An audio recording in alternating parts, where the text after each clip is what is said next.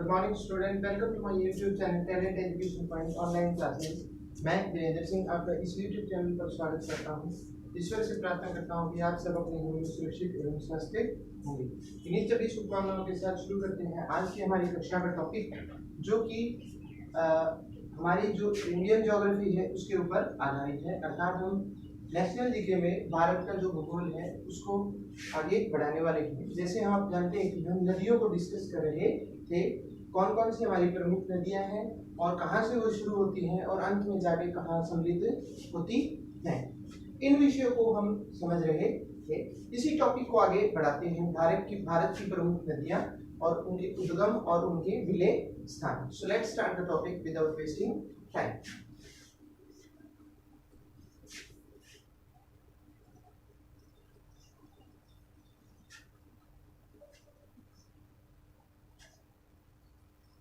देखिए, भारत की जो नेशनल रिवर है गंगा नदी, जब हम गंगा नदी की बात करते हैं तो गंगा नदी जो है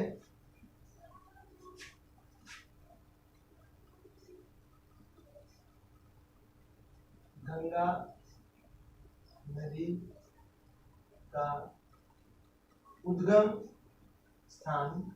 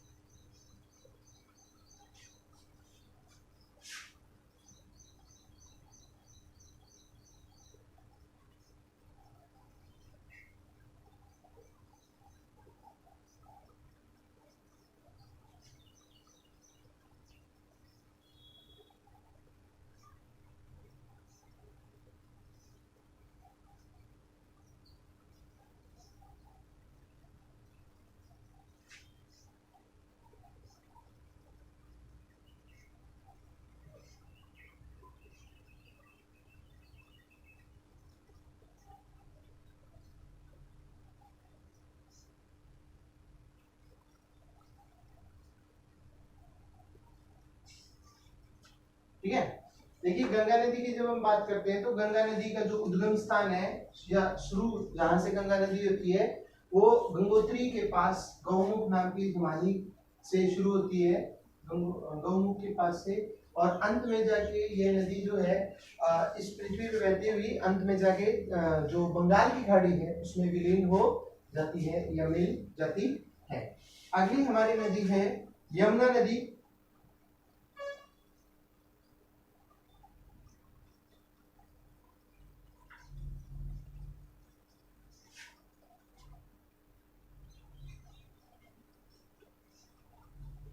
बंदरमूछ,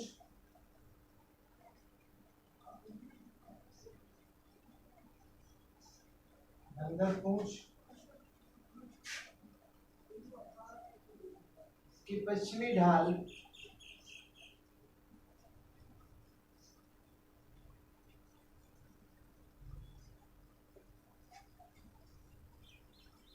पर स्थित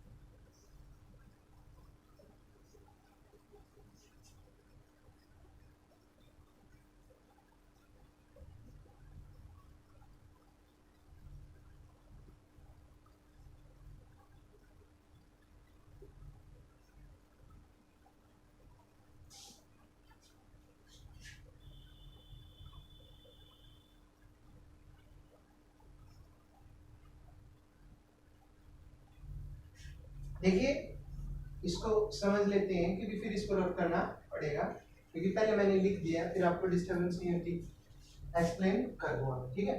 पहले बात करें गंगा नदी की, तो गंगा नदी जो है इसका उद्गम स्थान गंगोत्री के पास, ठीक है, गौमुख नाम की जगह पे है, हिमालय पर्वत के पास है।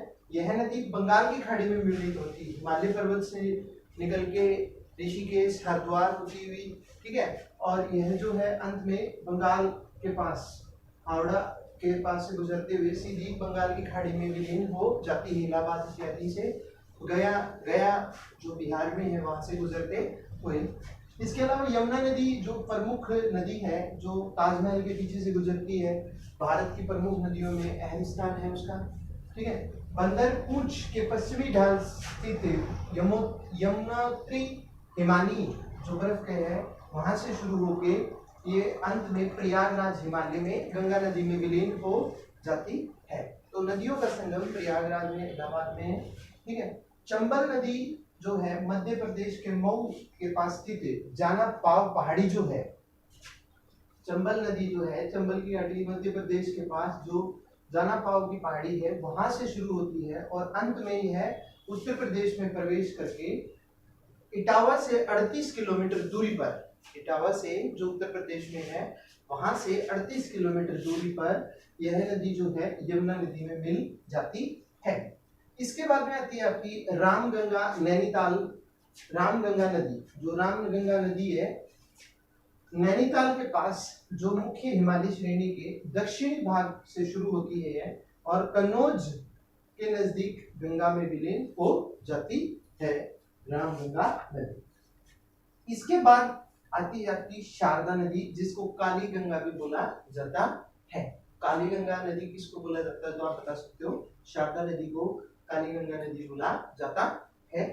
यह नदी जो है कुमाऊं हिमालय का मिलाम हिमनद से शुरू होती है, शुरू होकर और लास्ट में बहराम घाट के पास घाघरा नदी में विलीन हो जाती है, ठीक है। तो ये कुछ प्रमुख नदियां हैं, देखते हैं आगे और नदियों को।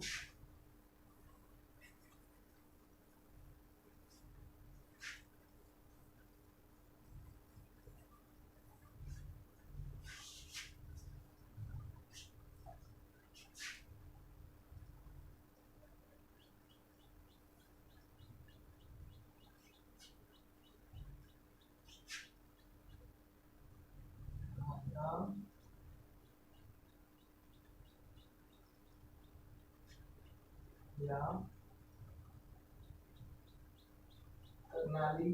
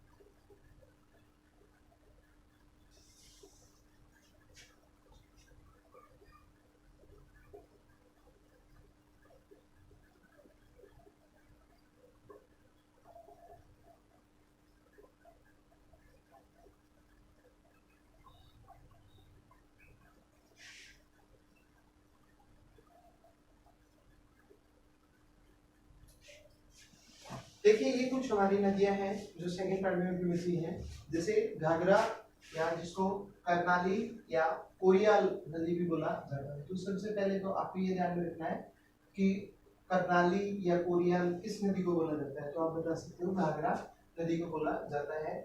और कोरियाल नदी जो है नेपाल में तकलाकोट से 37 किलोमीटर पश्चिम में सातुंग हिमानी जो है वहां से शुरू होती है और सारण होते हुए बलिया के सीमा पर प्रवेश करने के बाद गंगा नदी में विलीन हो जाती है। ठीक है, इसके बाद में आपकी आती है नर्मदा नदी जो मध्य प्रदेश विंध्याचल पर्वत श्रेणी से शुरू होते हुए स्थिति जो है आपका अमरकंटक स्थान वहां से शुरू होती है और अंत में खंभात की खाड़ी में मिल जाती है। ठीक है, इसके बाद में आती है आपकी साबरमती जो गुजरात में महत्वपूर्ण स्थान रखती है। साबरमती आश्रम गुजरात में है महात्मा गांधी का। ठीक है, तो यह नदी जो है साबरमती नदी उदयपुर जिले के अरावली पर्वत में स्थित है। जय समुद्र झील से शुरू होती है, जो उदयपुर को आप जानते हैं जिलों का शहर कहा जाता है, तो वहीं पे स्थित जो अपना जय समुद्र है झील, वहां से शुरू होकर ये खंबात की खाड़ी में मिलती है। इसके बाद में आती है कृष्णा नदी जो आपकी महाबलेश्वरम से पश्चिम घाट से पहाड़ी से शुरू होकर लास्ट में बंगाल की खाड़ी में मिल जाती है। ठीक है, और गोदावरी नदी जो है महाराष्ट्र के नासिक जिले में दक्षिण पूर्व में 64 किलोमीटर दूरी पर स्थित एक गांव है जिसका नाम त्रियंबक है गांव की, जो वहां पे पहाड़ी स्थित है, वहां से शुरू होके और अंत में बंगाल की खाड़ी में विलीन हो जाती है। और अंत में आपकी नदी आती है हुगली नदी जो गंगा नदी की शाखा है और अंत में जाके हावड़ा होते हुए वो बंगाल की खाड़ी में विलीन हो जाती है। तो ये थी आपकी कुछ प्रमुख नदियां, इनके उद्गम स्थान और जो विलीन होने के, समाप्त होने के स्थान थे। तो उम्मीद करता हूँ कि ये आपको समझ में आया होगा। यदि कोई आपको त्रुटि या कमी लगी तो आप उसे कमेंट बॉक्स में मेंशन कर सकते हैं। यदि आपने चैनल को सब्सक्राइब नहीं किया है तो आप चैनल को सब्सक्राइब करें, लाइक करें, शेयर करें। मिलूंगा मैं आपसे अगली कक्षा में। जय हिंद, जय भारत।